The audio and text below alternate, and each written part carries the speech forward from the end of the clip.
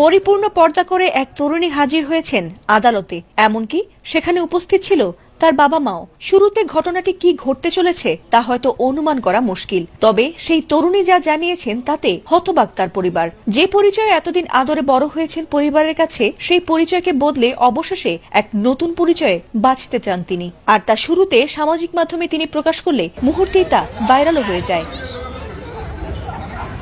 ধর্ম আর সত্যকে আঁকড়ে ধরেই বাকি জীবন কাটাতে চান কলেজ ছাত্রী জান্নাতুল ফেরদৌস, যিনি গত কয়েকদিন আগেও ছিলেন সনাতন ধর্মাবলম্বী কিংবা কোনো প্রেম ঘটিত বিষয় ছিল। তবে তার সিদ্ধান্তে হতবাক হয় করেন তার বোন নিখোঁজের বিষয়ে।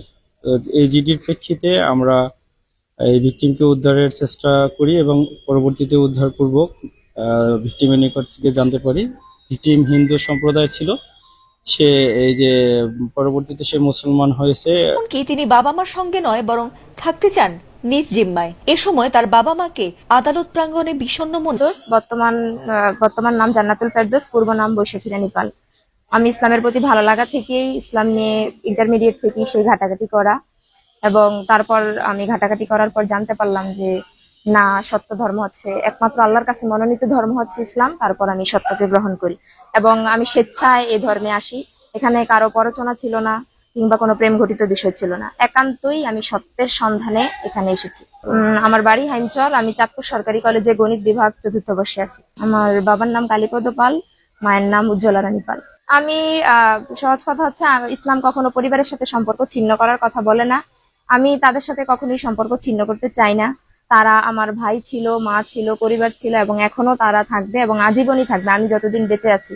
তারা যদি আমার সাথে সম্পর্ক ছিন্ন করতে চায় সেক্ষেত্রে তারা করতেই পারে, কিন্তু আমার পক্ষ থেকে আজীবন তাদেরকে আমি পরিবার বলে মেনে এসেছি এবং মানবো। আমি সবসময় তাদের পাশে থাকতে চাই, সেক্ষেত্রে তাদের বিষয় যে তারা আমাকে মেনে নিবে কিনা। আমি স্বাবলম্বী না, ঠিক আছে, আমি নিজ জিম্মায় থাকতে চাই। আমি পূর্বেও হলে ছিলাম, এখনো হলে আমি টিউশন করাই। আমি প্রাপ্তবয়স্ক, আমি আমার নিজ সিদ্ধান্ত আমি নিজে নিয়েছি।